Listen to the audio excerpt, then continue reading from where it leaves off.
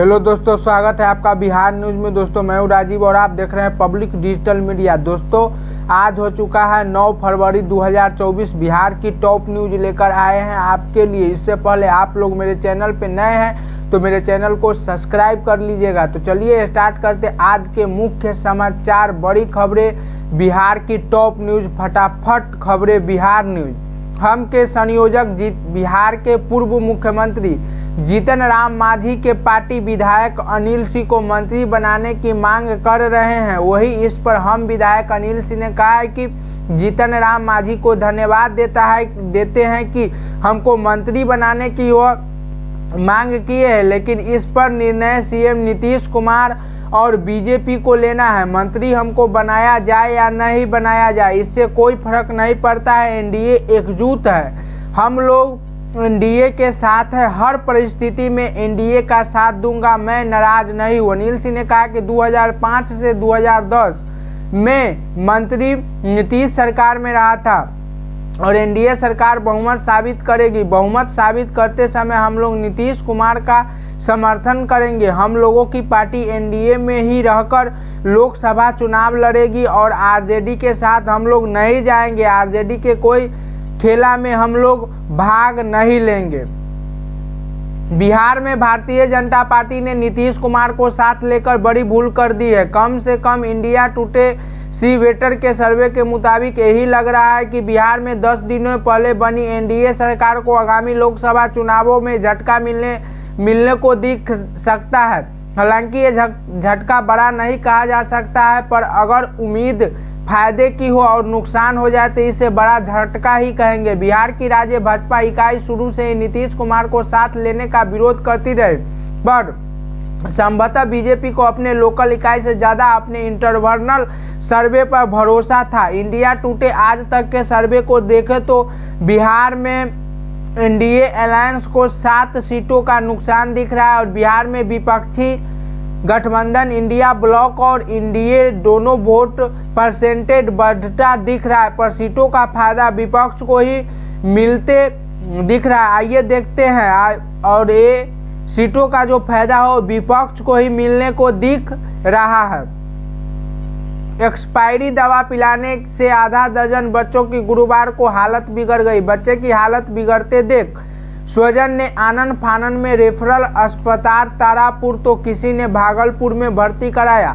CHC प्रबंधन की लापरवाही से स्वजन सहित ग्रामीणों में काफी रोष है। जानकारी के अनुसार पिछले 2 दिनों से स्वास्थ्य कर्मियों द्वारा 6 से 1.5 साल के बच्चों को बूस्टर डोज लगाने का काम चल रहा था। इसी क्रम में रामचुआ आंगनबाड़ी केंद्र संख्या 119 पर ANM नीतू भारती वैक्सीनेटर सहित अन्य कर्मी बच्चे को बूस्टर डोज खसरा रोधी लगाने के साथ PCM पैरासीटामोल ड्रॉप सहित अन्य दवा भी पिलाने का काम किया और इसके बाद आधा दर्जने बच्चे गहरी नींद में सो गए। जब 7-8 घंटे बीत जाने के बाद भी बच्चों में कुछ हलचल नहीं हुई तो स्वजन घबरा गए। शोर की आवाज सुन अन्य बुद्धिजीवी भी पहुंचे। जब PCM ड्रॉप पर नजर पड़ी तो दवा दिसंबर 2023 में एक्सपायर हो चुकी थी।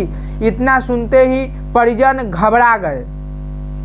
शिक्षा विभाग के अपर मुख्य सचिव के पाठक ने जिला अधिकारियों को कहा कि भले ही किसी उत्क्रमित विद्यालय में एक भी छात्र न हो, फिर भी वहां शिक्षकों को पदस्थापित करें। ऐसे विद्यालयों में छात्र इसलिए नहीं है क्योंकि पहले वहां शिक्षक नहीं थे। जानकारी मिलेगी कि शिक्षक आए गए हैं तो छात्र भी अपना नामांकन करवाएंगे। के पाठक ने यह पत्र उन सूचनाओं के आधार पर लिखा है जिसमें बताया गया है कि छात्र विहीन विद्यालयों में नौ चयनित शिक्षकों को पदस्थापित करने में जिला स्तर पर संकोच किया जा रहा है। 2 चरणों में माध्यमिक विद्यालयों के लिए 55,000 से अधिक शिक्षकों चयनित हुए हैं और पत्र में कहा गया है कि ऐसे विद्यालय हैं जो कुछ साल पहले तक मध्य विद्यालय थे, इनके सरकार ने उत्क्रमित पर माध्यमिक एवं उच्च माध्यमिक विद्यालय बना दिया है।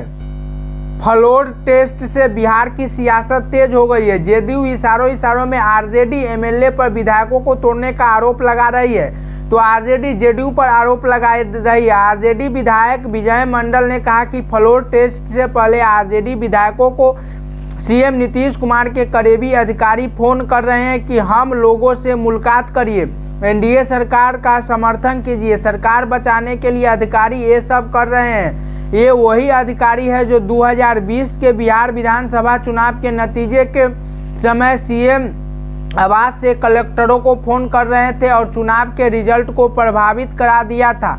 विजय मंडल ने कहा कि आरजेडी विधायक को प्रलोभन दिया जा रहा है, जेडीयू में टूट का खतरा मंडरा रहा है। आरजेडी का कोई भी विधायक नीतीश कुमार का साथ नहीं देगा, हम लोग टूटने वाले नहीं है। 12 फरवरी को एनडीए सरकार को बहुमत साबित करना है, कैसा खेला होगा या नहीं यह मेरा अलाक कमान बताएगा। लोहिया कर्पूरी ठाकुर का नाम लेकर सीएम नीतीश कुमार अपने आप को कलंकित कर रहे हैं, इतना कोई पलटी मारता है क्या?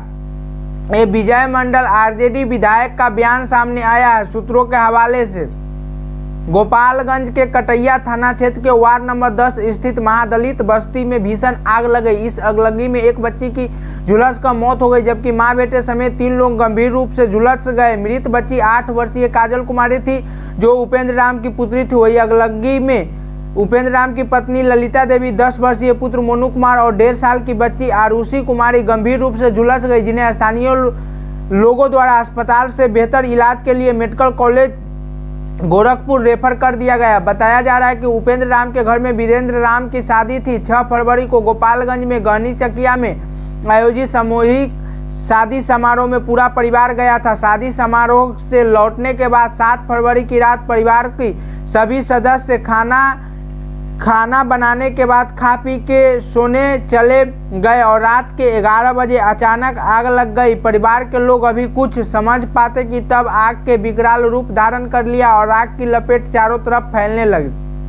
बिहार के उप मुख्यमंत्री सम्राट चौधरी ने गुरुवार को कहा कि बीजेपी ने जेडीयू अध्यक्ष नीतीश कुमार को मुख्यमंत्री के रूप में स्वीकार करके राज्य में अपनी सरकार बनाने का संकल्प नहीं छोड़ा है। बीजेपी की बिहार इकाई के अध्यक्ष सम्राट चौधरी ने पार्टी कार्यकर्ता और वरिष्ठ नेताओं से खचाखच भरे एक सभागार में यह बयान दिया है। सम्राट चौधरी ने कहा कि यह हमारे लिए कठिन फैसला था और राज्य स्तर पर इसकी खूब चर्चा हुई है और आखिरकार बिहार में जंगल राज लाने वाले आरजेडी को सत्ता से बाहर करने का फैसला लिया गया। बीजेपी नेता ने आरोप लगाया कि हम जिस भी गठबंधन का हिस्सा है उसका तब तक सम्मान करते हैं जब तक वह बना हुआ है। नीतीश कुमार के साथ भी ऐसा ही करेंगे, जिन्हें इंडिया अलायंस के लोगों ने प्रधानमंत्री पद के वादे के साथ लुभाया था, लेकिन उन्हें सही समय पर एहसास हुआ कि यह केवल भ्रष्टाचारियों को बचाने के लिए बनाया गया एक समूह है। ग्रामीण विकास मंत्री एवं विधानसभा में सत्तारूढ़ दल के मुख्य सचेतक श्रवण कुमार ने कहा कि जेडीयू में कोई विधायक नेटवर्क एरिया से बाहर नहीं है, सब संपर्क में है, लगातार बातचीत हो रही है। गुरुवार को पत्रकारों से बातचीत के दौरान इस प्रश्न का जवाब दे रहे कि उनके दल के कुछ विधायक विपक्ष के संपर्क में हैं। उन्होंने कहा कि सभी दलों के विधायक समझदार है, विश्वास मत के समय उन्हें अमृत और विषय का चयन करना है, भला कोई क्यों विष का चयन करेगा। श्रवण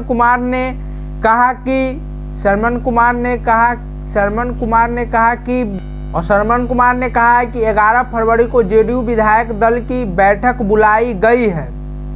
बिहार के उप मुख्यमंत्री सम्राट चौधरी ने गुरुवार को कहा कि भाजपा राज्य में अपनी सरकार बनाने के लिए प्रतिबद्ध है और उसमें जेडीयू अध्यक्ष नीतीश कुमार को मुख्यमंत्री के रूप में स्वीकार करके अपना इरादा नहीं छोड़ा है। सम्राट चौधरी ने राज्य भाजपा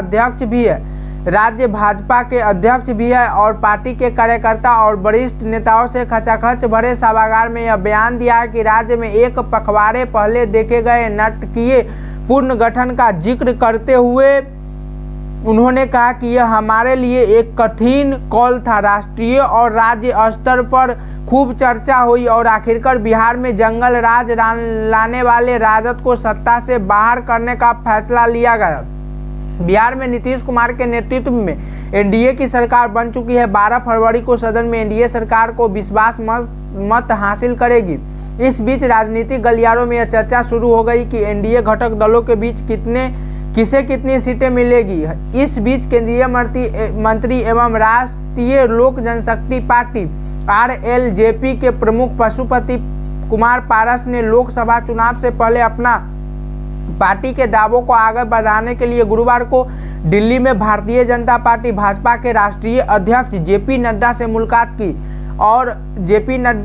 मुलाकात की और पशुपति पारस के साथ उनकी पार्टी के 3 अन्य लोकसभा सांसद चौधरी महबूब अली, कैसर, चंदन सिंह व प्रिंस राज भी थे। पार्टी के राष्ट्रीय प्रवक्ता श्रवण कुमार अग्रवाल ने यह जानकारी दी है। उन्होंने बताया कि पशुपति पारस और तीनों सांसदों की भाजपा अध्यक्ष से 3 मिनट की बेहद ही सौहार्दपूर्ण मुलाकात हुई। इस दौरान बिहार में लोकसभा चुनाव को लेकर एनडीए में राजनीति के अलावा कई अहम मुद्दों पर भी बात हुई और साथ ही लोकसभा चुनाव में बिहार की सभी 40 सीटों लोकसभा बिहार के 40 सीटों पर एनडीए की जीत सुनिश्चित कराने को लेकर रणनीति पर भी चर्चा हुई। और आपका क्या राय है, आप लोग हमें कमेंट बॉक्स में बता सकते हैं। और चैनल पे नए आए हैं तो चैनल को सब्सक्राइब कर लीजिएगा और वीडियो अच्छा लगा तो वीडियो को लाइक कीजिएगा। वीडियो देखने के लिए धन्यवाद। जय हिंद, जय भारत।